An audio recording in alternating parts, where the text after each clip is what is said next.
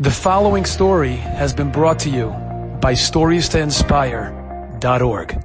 I saw in the biography under Aryeh Leib, so they say over a very interesting story specifically regarding this mitzvah of Kibbud Avim, and how Aryeh Leib had a very unique appreciation of this mitzvah. And they say that Aryeh Leib once was offered in his old age to give a shir in a kollel on the topic of Kibbud Avim. Aryeh Leib was offered to give the shir and he declined. He says, I can't give this shir. This is why. He said, the truth is that I have a special guilt that I feel when I think about this mitzvah of Kibbud Avim, because I remember there was a Maisa Shahaya when I was a 10-year-old child, and my mother served me cooked rice for supper. And I didn't like it. So I said, I'm not hungry. And I refused to eat it. And my plate remained empty that night, and my mother felt bad. And because I was paigeya, because I violated, at least in my mind, the mitzvah of Kibbud Avim, I feel that it's hypocritical for me now to give shiurim on the topic of Kibbud Avim. Fascinating story. Aryeh Leib had a special appreciation for this mitzvah, and he felt that it's an extremely important mitzvah to bring about the final geula by overpowering the koyach of Esav. But let me conclude with a great story that they say over about Reb Shlomo Zalman Auerbach, Zecher Tzadik V'Kodesh Levracha. Reb Shlomo Zalman was known for his sensitivity. Reb Shlomo Zalman was known for his tolerance.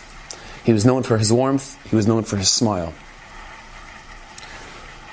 A person who personified the midah of ni'imus, sweetness. And yet there was one thing that got him very angry. There was one thing that used to get him upset. Triggered him. What triggered Reb Shlomo Zalman? What was the one thing that used to get Reb Shlomo Zalman angry? So it's brought down that one time he was going towards a shul, walking to a bris of a Talmud, and he noticed the Talmud was sitting there doing nothing, while the Talmud's father and shver and grandfather were helping to schlep things. They were helping to schlep things for the bris. And the son was in a very good, jovial mood, and he wants a bracha from Shlomo Zalman, and he noticed that Shlomo Zalman seemed upset. Shlomo Zalman seemed angered by what was going on over here. The son is sitting there doing nothing, and the father, the shver, the grandfather, everyone's schlepping on his behalf. And the son explained, he said, no, you should just know, Rabbi, I personally don't hold of the Eruv. I'm machmer on the Eruv, so I don't carry in the Eruv. It's a Shabbos bris. So therefore I'm being machmer not because I want them to schlep for me, it's just that I don't hold of the Eruv. They are makel and they rely on the Eruv, so I'm letting them do the work on my behalf. And Rabbi Shlomo Zalman came back to yeshiva, and he gave a shmooze about this topic, about the topic of Kibbud Avim. And it bothered him tremendously, the story. You're going to be makel on the mitzvah of Kibbud Avim and machmir on the chumrah of an Eruv, which al pi halacha really was a good Eruv. But you felt, I'm going to be machmir and let my parents, my shver, my grandfather schlep for me. That was the one thing that just got to him. It got under his skin.